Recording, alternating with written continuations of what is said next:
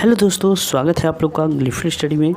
तो आज हम लोग एक और आरटीआई कॉपी का एनालिसिस करेंगे। चलिए देखते हैं इस कॉपी में क्या लिखा गया है और किन कारणों से यहाँ पे मार्क्स कटे होंगे। सबसे पहले आपको बता दूं कि ये आरटीआई कॉपी है रिया कुमारी जी का। इन्होंने भेजा था टेलीग्राम चैनल पर, तो आप भी भेज सकते हैं आपकी आरटीआई कॉपी अगर आपने मंगवाई है तो। और ये रिया जी का कॉपी है। तो चलिए देखते हैं इनकी कॉपी में कितने मार्क्स इनको मिले हैं। देखिए 39 मार्क्स यानी कि 39 मार्क्स मिले हैं। कितने में? 50 में। ठीक है, 50 में 39 मार्क्स काफ़ी अच्छे मार्क्स होते हैं। और इन्होंने किस भाषा में लिखा है? तो हिंदी भाषा में लिखा है इन्होंने। ओके, चलिए अब आते हैं कि लेटर क्या लिखा है और लेटर या फिर ऐसे क्या लिखा है इन्होंने। तो इन्होंने लिखा है लेटर। ठीक है, और देखिए इन्होंने क्या किया, अथवा का सी नंबर।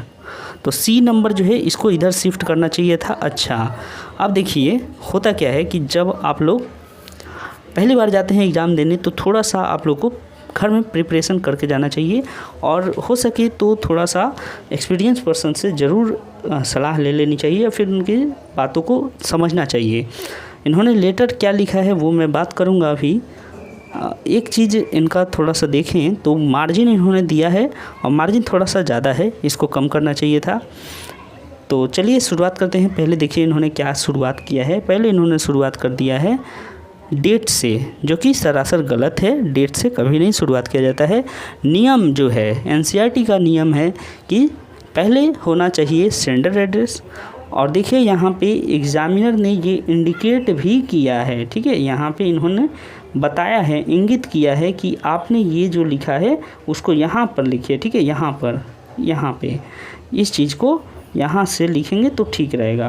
तो इस तरीके से कुछ एग्जामिनर होते हैं जो कि आपकी गलतियों को बता देते हैं और कुछ क्या करेंगे, इससे नाराज़ होकर सीधे आपको नंबर ही काट देंगे, बताएंगे भी नहीं। ठीक है, तो आपको ध्यान रखना होगा। हमने जब पिछला बार तैयारी करवाया था तो पूरा सब कुछ बताया था, एक एक स्टेप की क्या होना चाहिए इसके बाद। ठीक है, तो चलिए ठीक है। फ़िलहाल अगर आपने पहली बार एग्ज़ाम दिया है तो अब आपको याद रखना चाहिए ये सब गलतियाँ।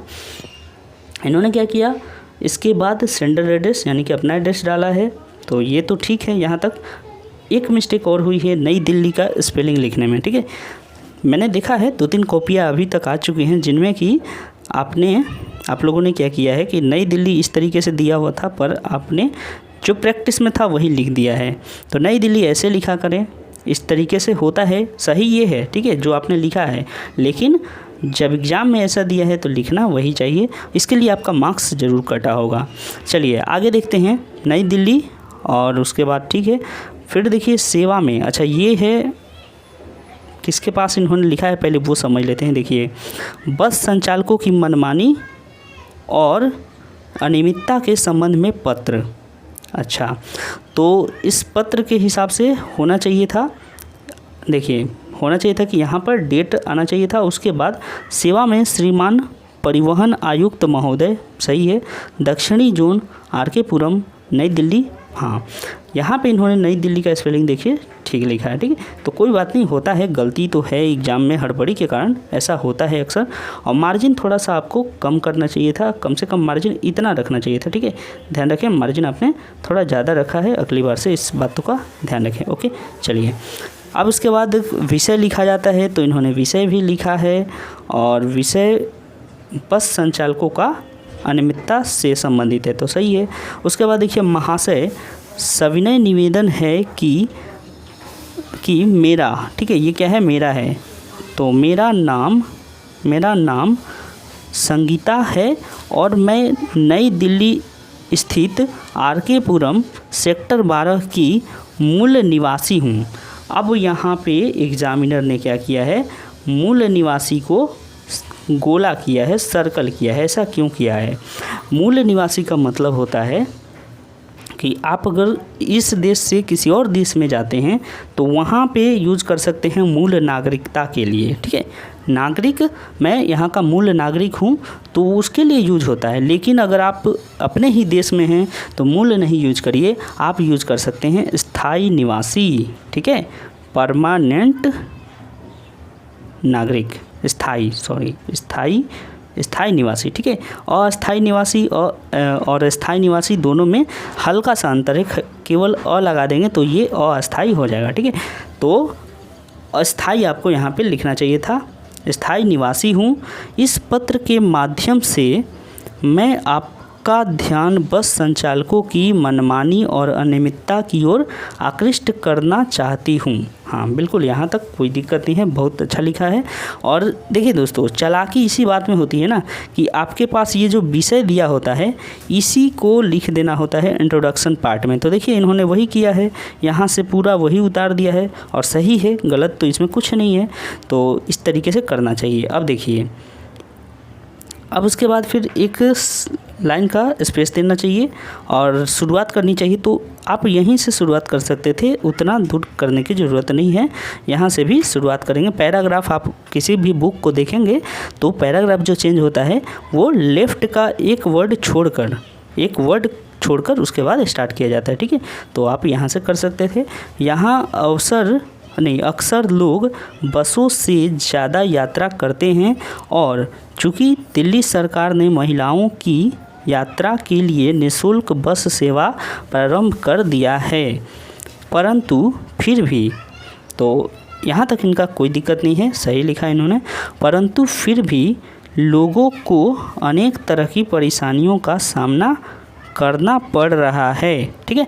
तो बहुत अच्छा है यहाँ तक।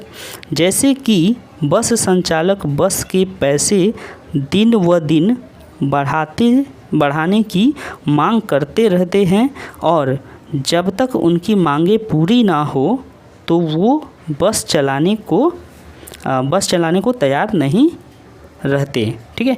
बस चलाने को तैयार नहीं रहते हैं रहता तो और अच्छा होता। फ़िलहाल यहाँ तक काफ़ी अच्छा है और इन्होंने लिखा है ठीक ठाक, ठीक है, बढ़िया लिखा है। आगे देखें तो इस वजह से हमें कभी ऑफिस जाने में देरी हो जाती है और बसों का किराया बढ़ने की वजह से आर्थिक दिक्कतों का सामना करना पड़ता है क्योंकि हम प्रतिदिन बस से ही यात्रा करते हैं। हाँ तो बिल्कुल इन्होंने जितना अभी तक लिखा सब सही है और मेन बॉडी पार्ट जो है काफ़ी अच्छा लिखा है इन्होंने। अब जो निष्कर्ष है उसको लिखेंगे। तो निष्कर्ष देखिए, अतः श्रीमान से नम्र निवेदन है कि वे ऐसी मनमानी और अनियमितताओं के ऊपर कार्रवाई करें जिससे कि हम जैसे आम लोगों को इस तरह की परेशानियों से छुटकारा मिल सके। इसके लिए हम सभी आपके आभारी रहेंगे। तो यहाँ पे कंक्लूजन भी काफ़ी अच्छा था और कंक्लूजन में जो मुझे थोड़ा सा यहाँ पे एक स्पेलिंग मिस्टेक दिखा है और बहुत छोटा ये स्पेलिंग मिस्टेक है। ऊपर जो है इसमें बड़ी ऊ लगेगा, ठीक है, बड़ी ऊ ऊपर।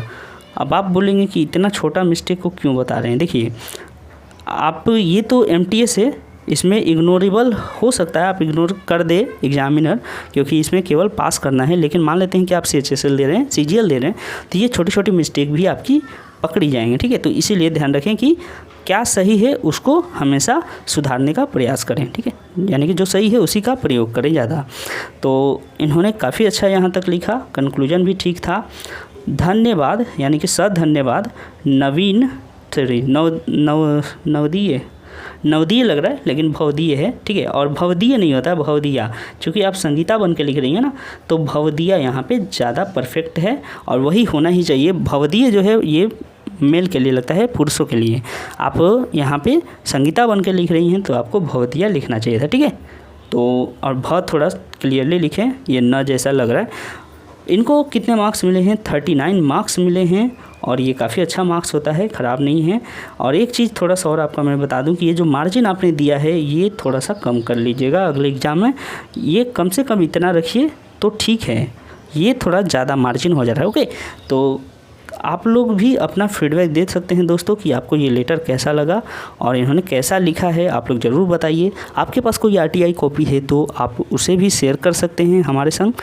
टेलीग्राम ग्रुप में तो शेयर नहीं करिए, सॉरी, टेलीग्राम ग्रुप में नहीं, टेलीग्राम पर हम लोग को पर्सनली मैसेज करके शेयर करिए या फिर व्हाट्सअप में आप शेयर कर सकते हैं। और अगर आपको लगता है कि किसी तरह का आपका पर्सनल इन्फॉर्मेशन है तो आप खुद भी हाइड कर सकते हैं, ठीक है, या फिर हम लोग उसको हाइड कर देंगे। चलिए इसी उम्मीद के साथ मिलेंगे अगले वीडियो में, तब तक के लिए अपना ख्याल रखें। Thank you.